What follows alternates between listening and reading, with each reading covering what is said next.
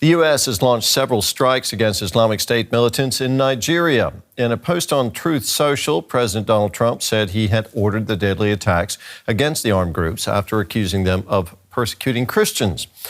Nigeria's government says Islamist insurgents target both Christians and Muslims in the country. The U.S. Defense Department offered this image of one of its missile launches aimed, it says, at terrorists with the so-called Islamic State.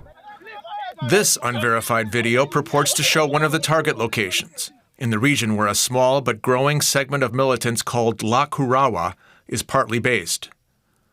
It's in the far northwest of Nigeria, Sokoto State, just across the border from Niger. The U.S. had reportedly been conducting near-daily surveillance flights over the region.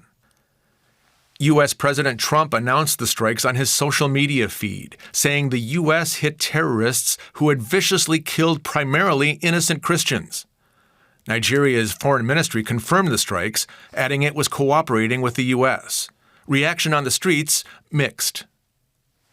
My fear now is that there's going to be a very big revenge from these terrorists because of what has happened. For me, it's a welcome development. I mean, for quite some time now, we've had attacks, civilians, attacks on property, kidnappings all over the country, and the government doesn't seem to have the capacity to deal with it. I'm not in support of what America has done, because it will hurt our country, Nigeria. And I support Donald Trump so that we come to Nigeria and help us. Last month, Trump foreshadowed the strikes on Nigerian terror targets with the aim of saving Christians. If we attack, it will be fast, vicious, and sweet, just like the terrorist thugs attack our cherished Christians. An array of jihadist groups have waged an insurgency in Nigeria's north since 2009. Analysts point out the victims are mostly Muslim. The government said it welcomed the Christmas Day support, though, and civilians in favor see a benefit for all from short-term U.S. intervention. Well, for more on this now, we're joined by Juma Ayandele from New York University's Center for Global Affairs. She joins us from New York. Juma, President Trump is stressing that the military action is meant to protect Nigerian Christians, but Nigerian authorities have stressed time and again that the deadly violence is affecting both Christian and Muslim communities. What do you make of Trump's explanation for U.S. military intervention in Nigeria? Yes, thank you again for having me on your segment. For the most part, what the Nigerian government is signaling here is very important. Washington's role, especially on the ground, is being framed as a counterterrorism support, not necessarily unilateral intervention. So with the statements that Minister Yusuf Tuga said today, this was a joint operation with Nigeria providing intelligence and the U.S. offering precision air support. And that distinction is very, very important, and it matters because it speaks directly to what is at stake with Nigeria's sovereignty. As you have said, the narrative of this is a religious war is overly simplistic and frankly might be misleading. And this also risks simplifying what is going on and the counterterrorism support that Washington can possibly provide the Nigerian government. Okay, well, if we were to dismiss the religious conflict argument, that narrative you mentioned, why would the U.S. be intervening in Nigeria? Nigeria remains a very strategic partner in West Africa. It is a hegemon. It is also surrounded by Sahelian states that are being affected by jihadist groups such as ISIS, as well as Al-Qaeda affiliated groups.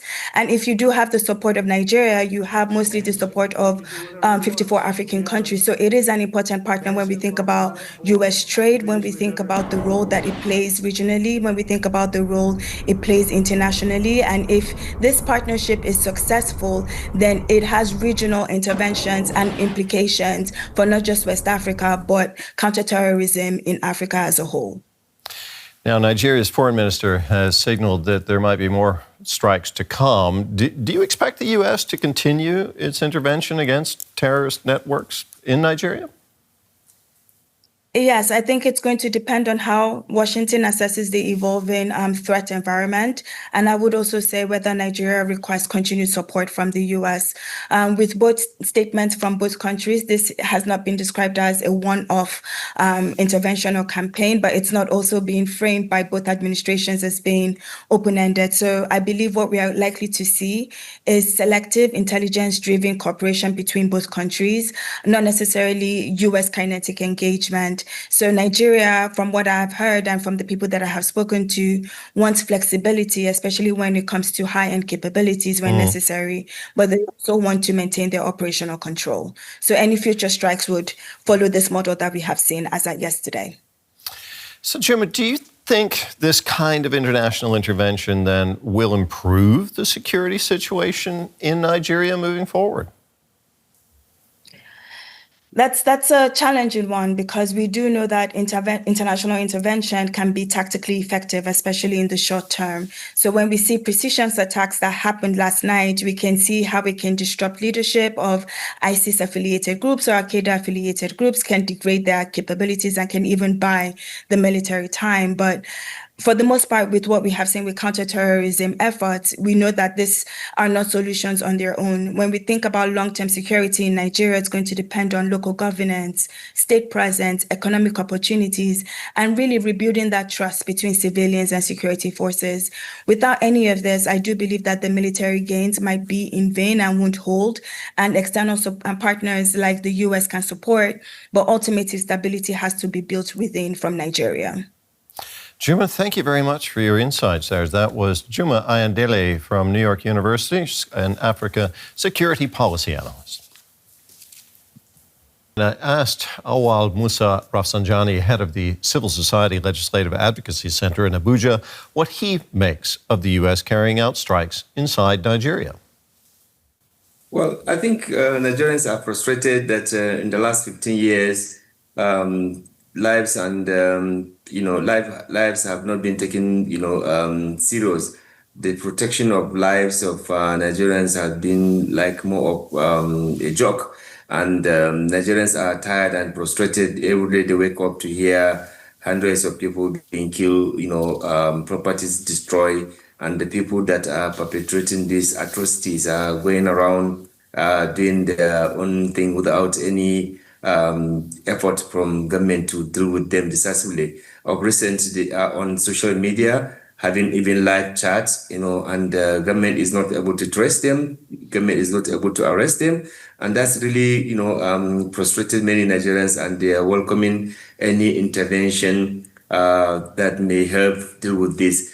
But the issue is that whether this foreign intervention is going to really help to deal decisively with this insecurity in Nigeria is what many people are not sure of. And this is just to show how government has actually failed the citizens to the extent that citizens are now looking into the years to come. I think for me, Nigerian government should admit that it has failed. What do you think, though, because the Trump administration says more strikes could follow, this may not be just a one-off thing. Do you think this could actually help end the violence in Nigeria's north moving forward? Well, I think if the U.S. could target the real terrorists, the real, criminals, I think Nigerians will be happy, because there has been some insinuation in some quarters that government deliberately is not going after these killers. But if the American government will truly go after the real terrorists, the real people who are not necessarily even in where they went now, they didn't go to Sambisa, they didn't go to Lake Chad, and they didn't come to where, these criminals are kidnapping people for ransom. If they have targeted those places on the first attack, I think Nigerians will have held this, action. But so far, we did not see that evidence. So there's potential there for helping, perhaps. But I want to ask you about the religious context that the U.S. president is putting this in. He says, Donald Trump says, that the terrorist cells that were targeted in these strikes have been responsible for killing primarily innocent Christians, as he put it. Is that the root cause for the ongoing unrest in the regions, religious tensions? I believe that even Donald Trump knows that that is not real. That's not the real issue, because several American officials, they have came to Nigeria, in the last 10 years to, look at religious freedom and to see whether there's any persecution of, religious identity. I don't think they have found anything like what Trump is talking about now. But I think maybe perhaps Trump wanted to have an entry point to do what he's doing now. It's very dangerous to frame this intervention only on the basis of religious intervention, particularly towards the Christians, because in Nigeria, terrorists bomb markets, they bomb schools, they bomb everywhere where you have mixture of both Muslim and Christians there. So how do you now insist that it is only one particular religious identity that is the victim, and that your help is not about humanity, it's about only saving a particular identity? And that was Musa Rafsanjani, Executive Director of Civil Society Legislative Advocacy Center in Abuja, talking to us a little earlier. For more, I'm joined by DW Lagos Bureau Chief Amaka Okoye. Amaka, President Trump has described this military action as an effort to protect Nigerian Christians. How are Nigerians reacting to this American claim?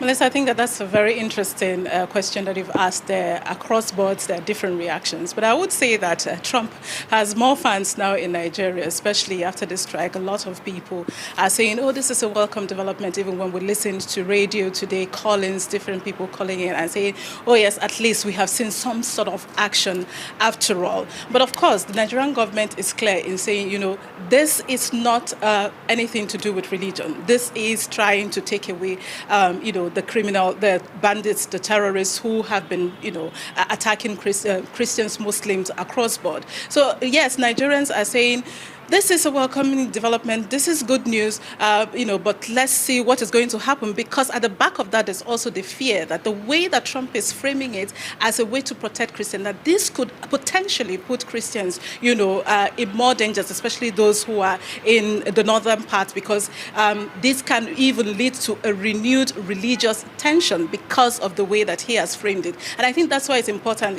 for the Nigerian government, as they have continued to say, that this is not an action against any group, religious group at all. This is the sole aim, the primary reason for this is to take away terrorists. Melissa. I mean, you talk about the difficulty of the Nigerian government trying to reframe what's happening. How would you describe its cooperation with the United States going forward? What can we expect? I mean, this is also what the foreign minister was talking about today, that there's a lot of collaboration already going on between America and Nigerian government. I mean, there's a trust deficit already amongst Nigerians against the government. And so a lot of people were saying, by the way, why was it not the Nigerian government that announced it first? It came first from the American government. So this is solely an American government intervention. But the government, the Nigerian government, through the foreign minister, have reiterated that this is a collaboration, that just before the attack happened, he had spoken with America for 19 minutes, and after that, and gotten the go-ahead from President Bola Ahmed Tinubu to say, this strike can happen. And before that happened, what we are expecting to see would be more collaboration. Maybe not just only from America, because the foreign minister did say that, Nigeria is now open to support from international communities, so long as it doesn't undermine its sovereignty and its territorial integrity. So it could be France, it could be, Israel. We heard Benjamin Netanyahu of Israel also talking about the strike. So potentially there's going to be more collaborations as far as, taking away terrorists from Nigeria is concerned. Melissa. Very quickly, what could the consequences of a military action like this be if terrorists are able to regroup? Yeah, so it could go two ways. First is that maybe if, with this joint action, military joint action, if Nigeria continues this sustained attacks, then there's, possibility that these terrorists will be wiped out, or there will be significant reduction of their activities, a disruption of their activities, across board. But the second part is also that they could potentially become very, very emboldened, fueled by their ideology, and we could see more deadlier attacks. That's what, a lot of analysts are also, alluding to. The former would be what Nigeria will be looking into, and that will be the aim, to be able to read out terrorists at the end of the day, Melissa. Amaka Okoye in Lagos, thank you so much for your insights.